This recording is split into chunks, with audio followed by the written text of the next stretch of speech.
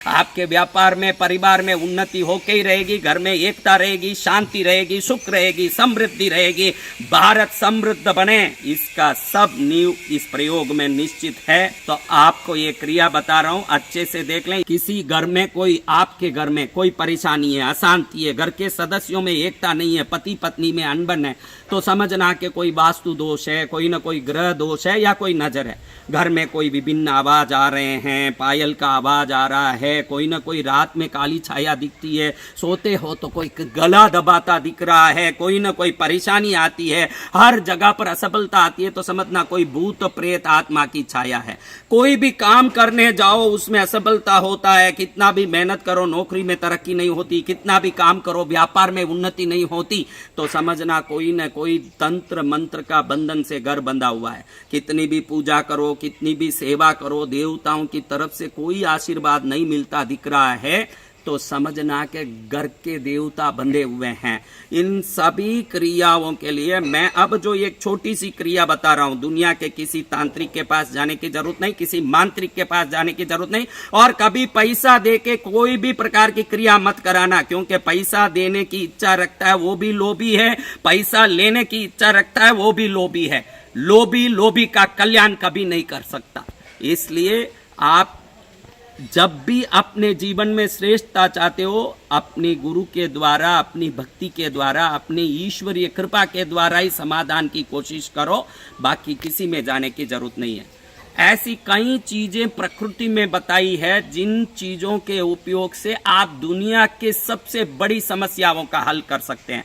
उन चीजों में कुछ चीजों को आज हम देख रहे हैं, वो छोटा सा उपाय मैं जो बता रहा हूं, ये कोई भी घर का गृहस्थी कर सकता है, पुरुष कर सकता है, स्त्री कर सकते हैं, कोई भी व्यक्ति कर सकते हैं। इसको करने के लिए कोई उम्र का भी कोई कायदा नहीं है, इतना है कि आप साफ सुथरे ना करके ये विधि करें।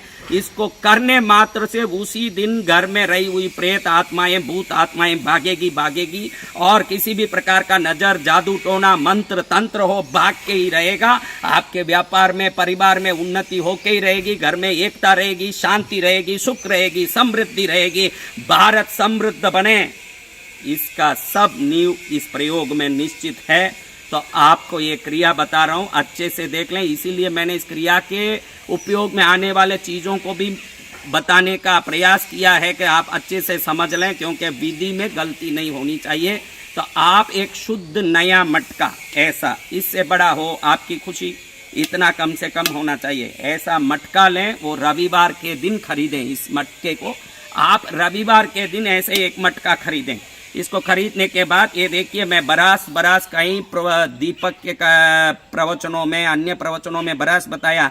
कई लोग पूछते हैं बरास क्या होता है, बरास क्या होता है। मुझे मत पूछो, आप दुकान में जाके पूजा सामान मिलता है, वहां बरास दीजिए, पूछिए, वो देंगे। आप हर चीज के लिए मैसेज करते मत रहो, यहां से कोई जवाब देने वाला नहीं है। आप बढ़िया से दुकान में, पूजा दुकान में जाइए और जाकर के बरास कपूर मांगिए, क्योंकि कपूर जो आजकल आता है ये 100% केमिकल आता है, और ये केमिकल वाला कपूर जब आप जलाओगे तो उसका केमिकल निकल करके वातावरण में जो प्रभाव करना चाहिए वो कभी नहीं करता।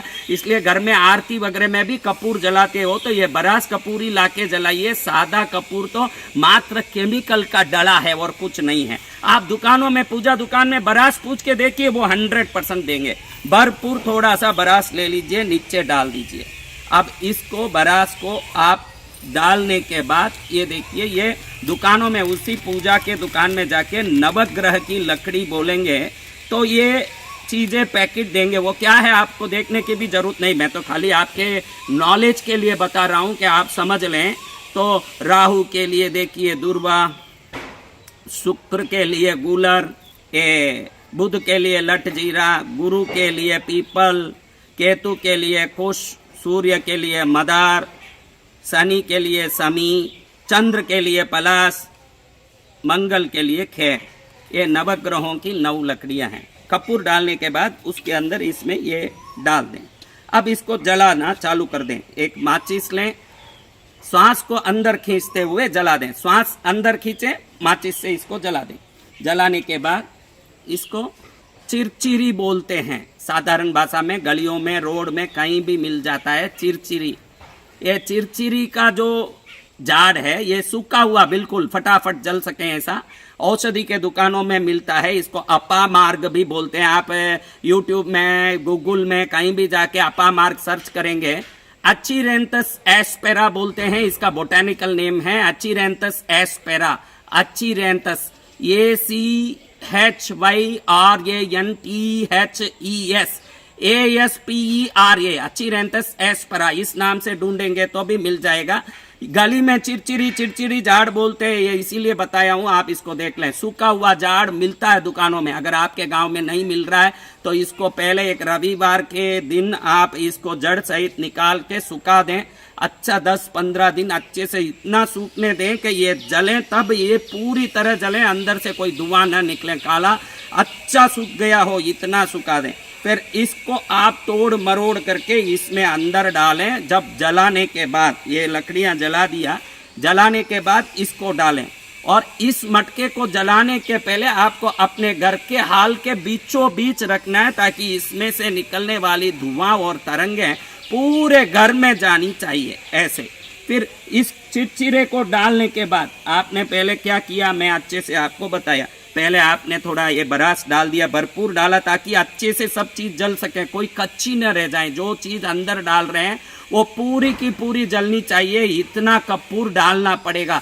आप इस चीजों को उपयोग करने में कभी चिंता मत करना। अगर आपके घर में कोई प्रकार की नेगेटिविटी नहीं भी है तो भी आप इस क्रिया को करो। उसके बाद अभी जो समृद्धि है उसमें अनंत गुना समृद्धि होगा, क्योंकि ये जो अपामार्ग जिसको बोलते हैं, ये समृद्धि को खींचने में, सुख धन एकता को खींचने में, दुष्ट शक्तियों को भगाने में मास्टर कहा जाता है, चक्रवर्ती कहा जाता है। ये तंत्रों का राजा है। दिवाली के दिन अगर इसको लेके सिर पर घुमा के कोई फेंक देता है तो दुनिया की कोई शक्ति उसको कभी नहीं हरा सकती। इतनी ताकत वाली ये अपामार्ग है। इसको आपने जलाने में डाला, उसके बाद ये लाल गुंजा, ये लाल गुंजे को आप देखें दुकानों में मिलता है। ये भी औषधि के पूजा सामान के दुकान में लाल गुंजी बोलो, चिरमी बोलो, ये मिलता है।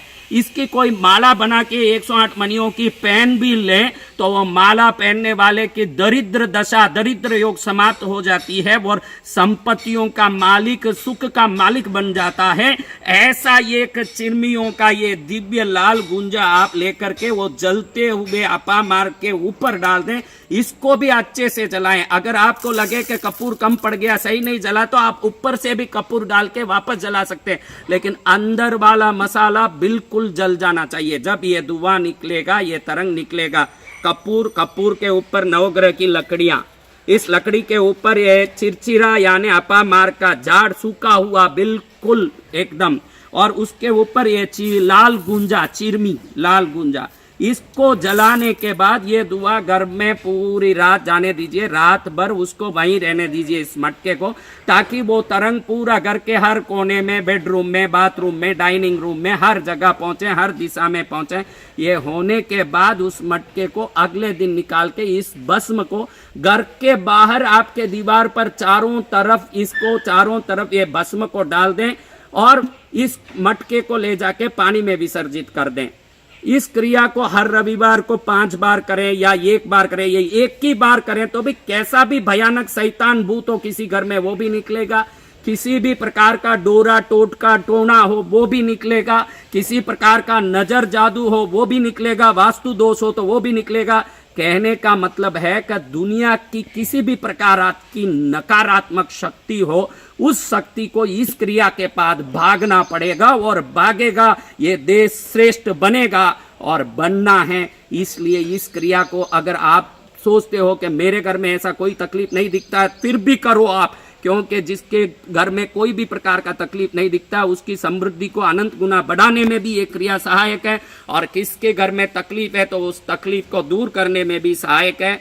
ऐसे सहाय करने वाले सभी वस्तुओं को भी मैं धन्यवाद करता हूँ। लाल गुंजा को, अपामार्ग को, ये नवग्रह की लकड़ियों को, बरास को, जो अद्भुत वस्तुएं हैं। मैंने बताया भी है कि अगर अपने पूजा घर में बरास को खाली इतना भर के आप कहीं अपने पूजा घर में रख देते हैं तो भी आपका घर में ये बरास रखने के बाद समृद्धि बढ़ता है। ये लक्ष्मी का चिन्ह है बरास, ये नवग्रह की लकड़ियां, एक एक लकड़ी में, दूर्वा में, कुश में, समी में, मदार में, पलाश में, ये सभी लकड़ियों में एक एक प्रकार की ऐसी तरंगे हैं, वाइब्रेशन है, जो विभिन्न शक्तियों को आकर्षित करके दुष्ट शक्तियों को भगाती है। इस दिव्य वस्तु को, अपामार्ग को, लाल गुंजा को डाल के, जला के पूरे घर को पवित्र करें, सौभाग्यमय करें, सर्वोत्तम करें, सर्वश्रेष्ठ करें और जीवन को सफल करें। आपका यही मंगलकारी विधान जीवन को सर्वोत्तम बनाने वाला बने, यही मंगल कामना करते हुए